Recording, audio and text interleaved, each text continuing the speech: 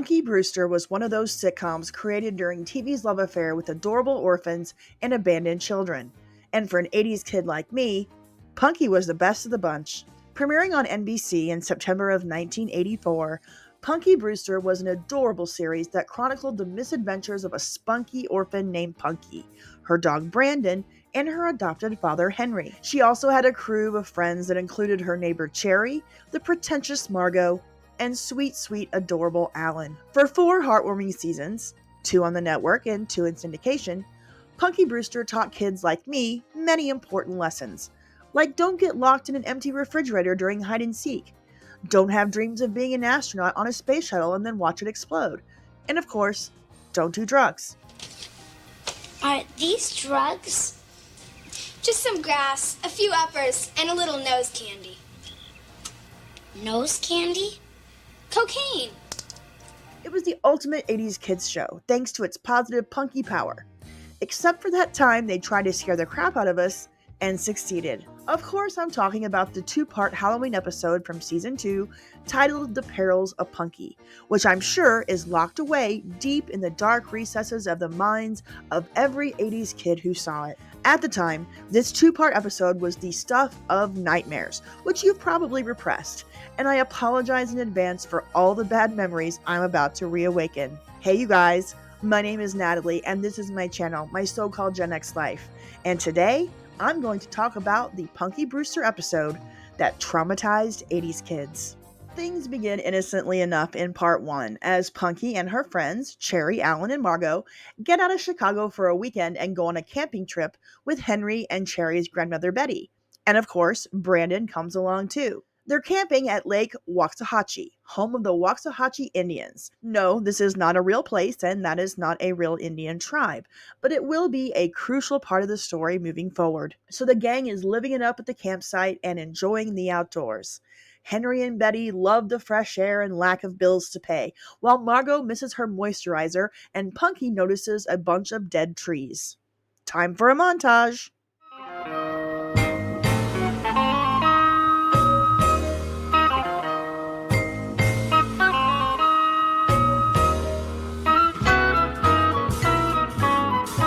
After hours of fun, Henry gives the kids a mission. They need wood for the campfire, and Margot objects immediately.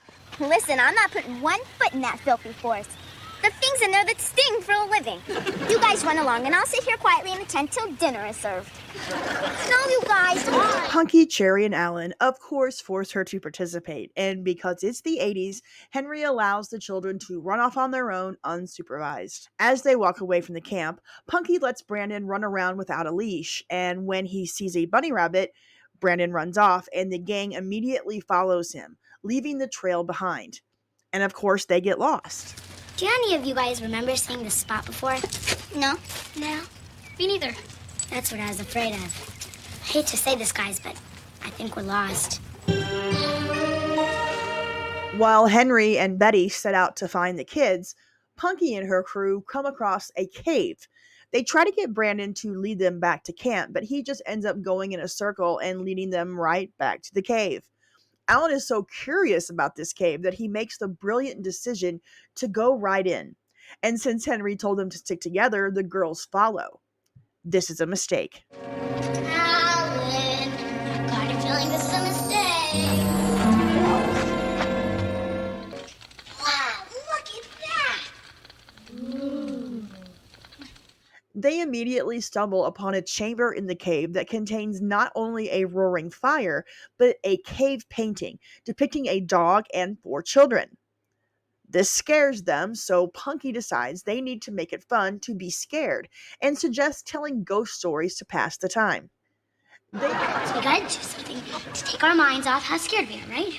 My heart is beating so fast. Since we're all scared anyway, let's do something that makes it fun to be scared. Like what? Like, let's tell ghost stories. Yeah, good idea. You go first, Punky.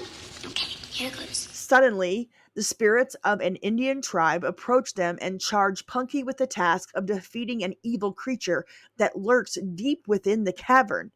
They're told that the creature dwells deep underground, and long ago, a girl named Princess Moon and her friends defeated the spirit with the power of love, and then it locked itself away. The land then became fertile, and I guess a lake just sort of materialized. I'm not sure, they sort of gloss over this part. Anyways, the spirit has gotten wind that Princess Moon is no longer alive, causing the evil spirit to return. Now it's up to Punky and her friends to stop it. The evil spirit has escaped. The land is dying again.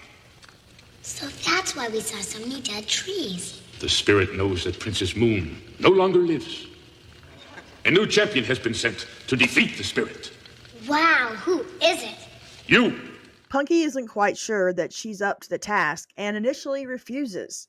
The chief responds by laying an epic guilt trip on her, telling her how all the plants will die, the animals will leave, and his people will be doomed. Okay, my guy, calm down. She is 10. I'd love to, but see, this spirit fighting stuff could take a long time, and Monday I have to get my teeth cleaned. Then we are doomed. The plants and the trees shall die. The animals shall leave. My people will have no home. The guilt trip works despite Margot's protests, and the children prepare to venture deep into a cave alone. Punky is determined to use her punky power to fight the evil spirit and tells everyone not to worry because even if they do get overwhelmed, they can just return to the chamber they were in and everything will be fine. And then the exit magically seals itself shut.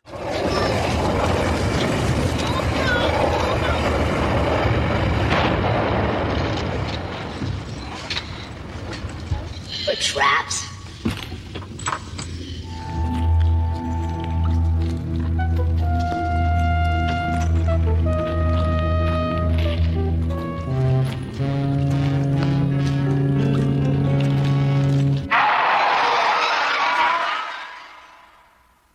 Before we get to the crazy that is part 2, please like this video, subscribe to the channel if you haven't already, and turn on your notifications so you know when my next video drops, and to know when I go live. Part 2 begins with a recap of Part 1, and includes scenes we didn't even see in the first episode, but I don't mean to nitpick.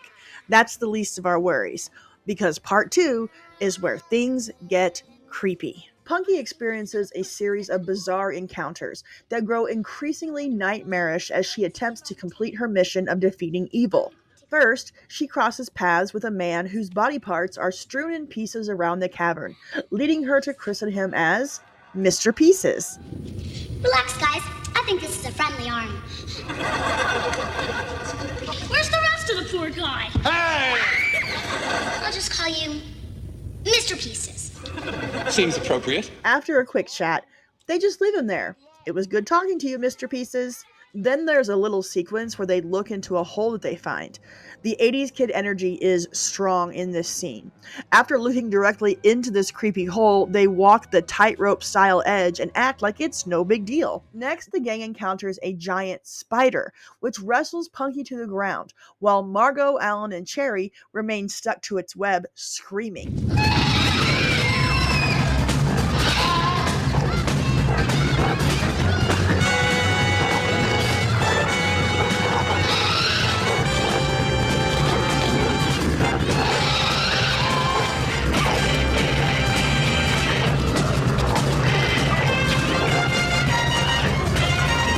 Fortunately, Punky regains the upper hand and she dispatches her foe to the arachnid afterlife with a well-timed magic tomahawk blow. Let me just remind you, this was a show aimed at kids. That is one intense sequence for an 8-year-old to watch. In the 80s, it was terrifying.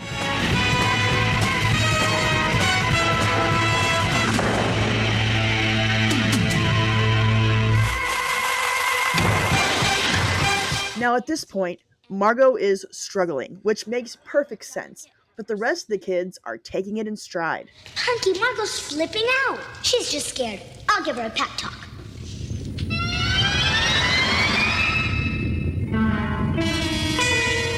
The villainous spirit starts testing Punky's lingering fears of abandonment. After spiriting away Margot, Alan goes next. Now we're down to Punky, Cherry, and Brandon, and the evil spirit pulls out all the stops. Cherry suddenly disappears, and Punky is left alone, terrified while being harassed by a disembodied voice that is pretty much telling her it wants her dead.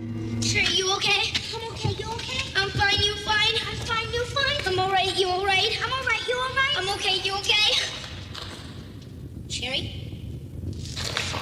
Yo, Cherry, it's your turn to be okay. Now you see her, and now you don't. Why are you doing this? What do you want? You. Well, you're not gonna get me.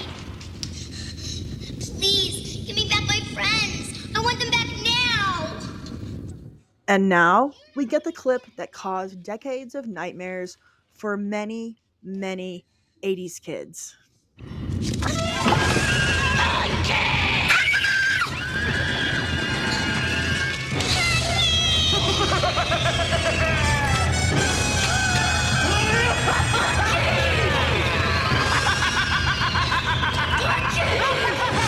But the psychological torment doesn't stop there. Next, Punky gets a manufactured vision of Henry, deciding that he's done being a dad. He's just sitting around not giving a damn that Punky is missing. It was wonderful being Punky's foster father. Now it's time to move on to other things. Don't say that, Henry. No. Please, don't leave me. Come back. Did you hear what Henry said? He doesn't want us anymore, Brandon. Unless it's a trick. I know Henry loves me. That evil spirit's trying to fool us. And then, after that terrible trick, her last companion, her beloved dog Brandon, is turned into a giant skeleton. But Punky endures the full-scale psychological assault being waged against her, and finally comes face to face with the architect of her would-be destruction. A bedazzled evil spirit, complete with Freddy Krueger-style claws and a sinister voice. Provided by Punky Brewster series creator David W. Ducklin. The sparkly ghost tries to break her spirit once and for all. Took my friends and my dog. You turned them into nightmares. And because of that, you hate me, don't you? Yes, I do. Once again, the evil spirit lets Punky know that she must die, and considers turning her into a mouse and feeding her to his snakes.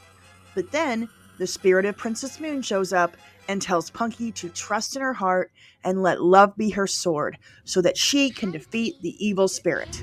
I can fight you with love. We'll burn!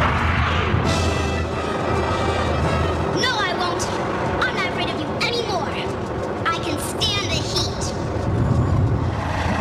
I don't hate you anymore either. I feel sorry for you. You feel sorry for me? Yes. You'll never know what it's like to love someone. How wonderful it feels. I'm going to kill you, and everyone like you. You can't! You see, it's true that there are a few mean, bad people on Earth. Most people are good and kind. Use your power and feel the love across the Earth. Punky ends up saving the day and is promptly reunited with her friends and Mr. Pieces. Holy macanoli! We're back! Yippee! I'm together again. Anyone want to go bowling? The episode wraps up with the reveal that all of the events that happened in part 2 were part of Punky's ghost story. The kids and Brandon are safe and sound inside the cave, and Henry and Betty arrive to rescue them. But then, a final shot leaves the audience with some doubt. Was it really a ghost story? Goodbye, Princess Moon. Goodbye, Punky. And thank you.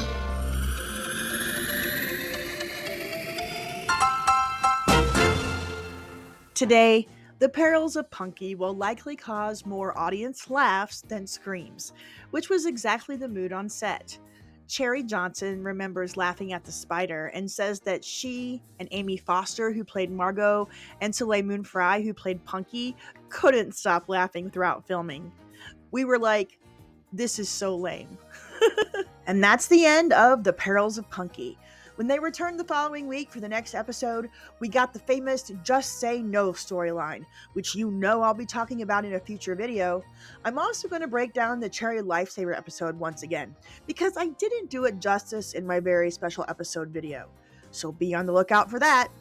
That's all I've got for you today. Okay, bye!